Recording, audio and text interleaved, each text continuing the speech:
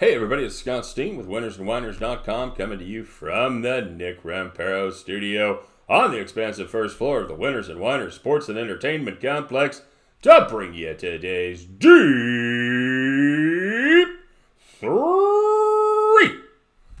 As always, if you would be so kind, if you dig what we're doing here, you like what you're seeing, give us the old thumbs up. And if you're ready to take that next step and commit, we sure hope you are. Join all the cool kids.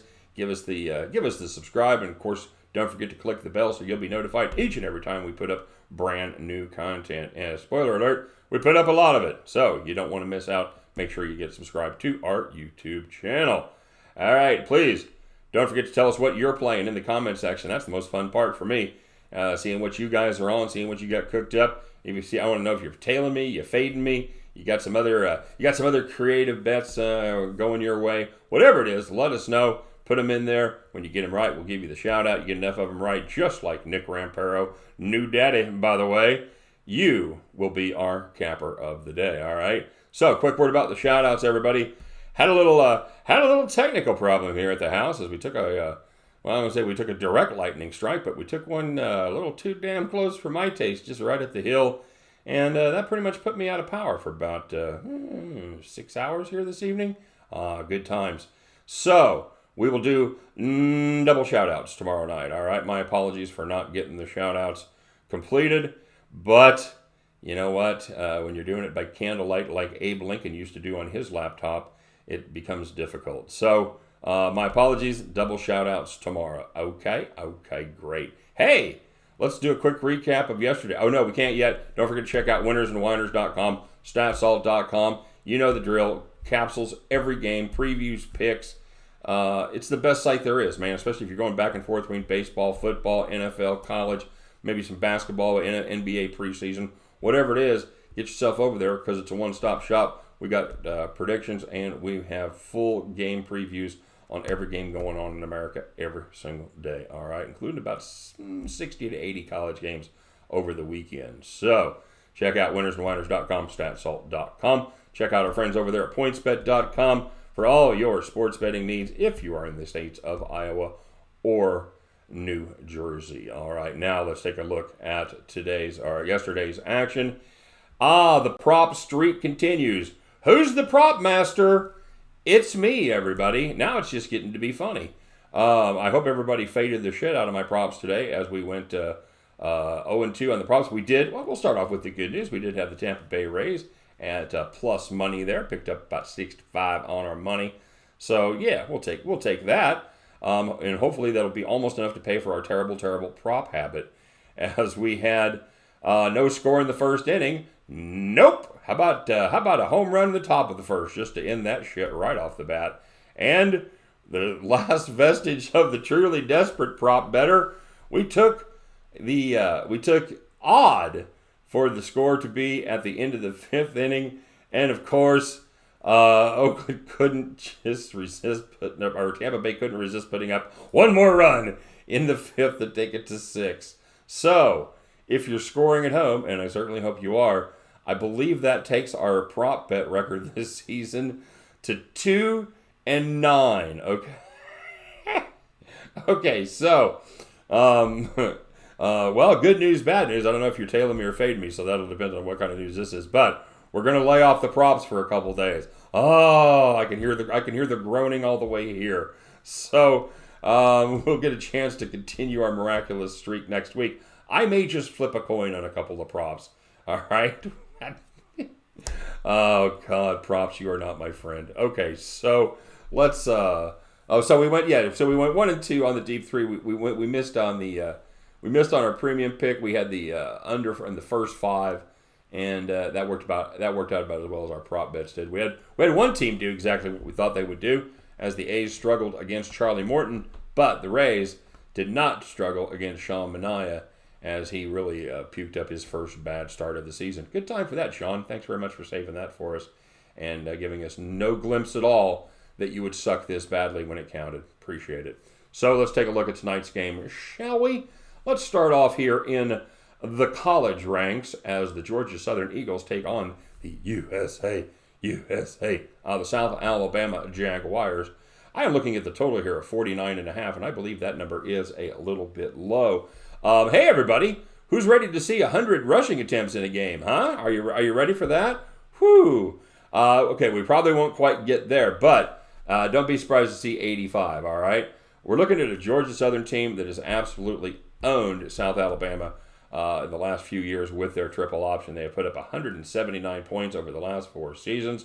Now, generally, I'm a little bit wary in college of yearly trends because of the massive turnover in personnel, but I'll kind of look a little harder at this one because it's a schematic situation, all right? They've run that triple option for a while, and South Alabama has shown no ability to stop it whatsoever. That's what we have.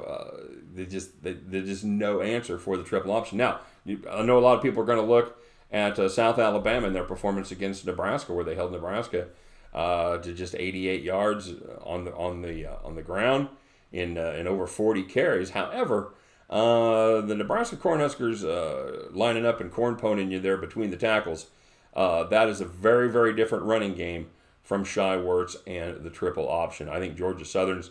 I think they're going to get. I think they're going to get a. I think USA will get a few scores, but ultimately, Georgia Southern, they do what they do. They do what triple option teams do. They wear you down. They keep your defense on the field, and by the fourth quarter, you are just giving up chunk yards at a time, right up the middle and around the end as the speed is unable to keep up. Give me the over 49.5 on this one. Obviously, with that number, shop around, see if you can still find 49 anywhere, and keep an eye on that number throughout the day. I wouldn't really care much about paying 49 or 50 once it got over 49, so it might be worth a gamble just to see if that number will come down. Hey, speaking of 49, we're going to take a look at the Temple Owls and the ECU Pirates. They're in Carolina. It's supposed to be a warm night there. Taking a look at the total of 49 in this one. I'm going the other way. I like the under here. It's just hard to see for me where the points are going to come with from ECU. They've got as Temple, as you know, Temple has a very stout defense. Only the Buffalo Bulls have completed at least 50% of their passes this season, and no one has thrown for 200 yards. That's going to make it difficult for this ECU offense to sustain their drives and keep their defense off the field. Now, the Owls, for their part of the offense, they're a slow, methodical team.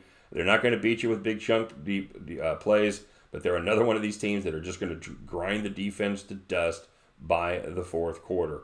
The problem with the Owls is they've had a little bit of a propensity to turn the ball over, including turning it over 4 times to Buffalo. I think, again, we've talked about that before. I think for the most part, a lot of times turnovers are kind of a short-term variance thing. I wouldn't be surprised to see them get that cleaned up. Having said that, it wouldn't stun me if they still had at least one turnover to end a promising drive. I think both these teams just kind of grind it out as Temple does their thing and takes care of ECU. Give me the Pirates and the Owls under 49. And we're going to finish up with, finally, what should be, knock on wood, a good Thursday night game with maybe a touchdown or two. That'd be kind of different. As the Rams travel, take on the Seahawks. Seahawks are a 1.5-point home favorite. I'm looking a little different here. I'm looking at the Rams on the money line plus 108. I'm digging on LA here. If you just look at last week's games, this one is a no-brainer. The Rams, they gave up 55 points to the Crab Legs crew down there from Tampa Bay, while the Seahawks absolutely rolled in the desert. But if you look a little closer, you see a couple things that aren't quite what they appear. Yes, Tampa Bay was able to exploit the Rams' defense with their mid-range passing game. They got behind Marcus Peters a couple times, most overrated cornerback in football, by the way, for big games. But I think that game was an outlier. They do have a good defense, especially their front seven. They still have Aqib Talib back there. Peters is opportunistic. He will gamble. He'll make the big play. He'll take an interception. He did that last week as he had a pick six on an INT. But again, he got burned absolutely twice by Jameis Winston. The Rams defense, before last week, they'd played very well. They'd given up just 16.3 points per game in their first 3, including a battle against New Orleans. So, I mean, it's not like they played They've been playing Miami and the Jets every week. I think schematically they're going to be able to fix a couple things. I think they tighten up that defense. Now they're also going to be facing a Seattle offensive line that has really struggled to keep Russell Wilson clean. They've given up 12 sacks so far in the season, and with a less mobile quarterback, that would be even more. Yeah, we're going to have to survive Jared Goff doing something stupid with the football. Hopefully he'll do it at least once, and hopefully he won't do it in his own territory. But LA should be able to get at least one big turnover of their own as the front seven makes life miserable for Russell Wilson and the opportunistic Rams defensive backs. I think pick him off at least one time as he tries to force the action. Rams go up early. They force Seattle to scale back their running attack. And as the Chiefs learned last season, and a lot of other teams learned, by the time you figure out you're in a shootout with the Rams, it's too late, folks. Seattle's 1-1 straight up this season, 0-2. 0-3 against the number. The last two was 1-1 straight up, 0-2 against the spread. No, anyway, toss that out. All right. Yeah. Okay. Writing things I don't understand for myself. You're welcome. I think the one that struggled this season has been the 12 men. Oh, that's what I forgot to put Seattle at home. Yeah, Seattle at home this season, is 1-1 straight up, and they are 0-2 against the spread. The 12th man has definitely let the team down this season, and I think it happens again tonight. Give me the Rams on the money line plus 108, and give us the Georgia Southern South Alabama over 49.5, and give us that Temple Owls ECU Pirates under 49 at the end of those three. You guys can join me. We'll pick up our winning tickets, and we will head back to the window. All right, everybody, real quick as we go off the air here, I'm going to put up the premium link. If you'd like to get down on our premium picks, there is the information right there. We're 1-1 in October. That is our 2 baseball picks so far, and that is our football record with the NCAA and NFL combined. We're exactly 33-22-1. That is 60% so far on our premium football picks. So if you want to check that out, get even more great picks, happy to have you on the team. Just follow that link right there, and we'll get you all hooked up. All right? Okay, guys, double shout-outs tomorrow. Thanks for your patience. My apologies. Good luck on all of your plays today, no matter what they are, and we will see you tomorrow. Take care.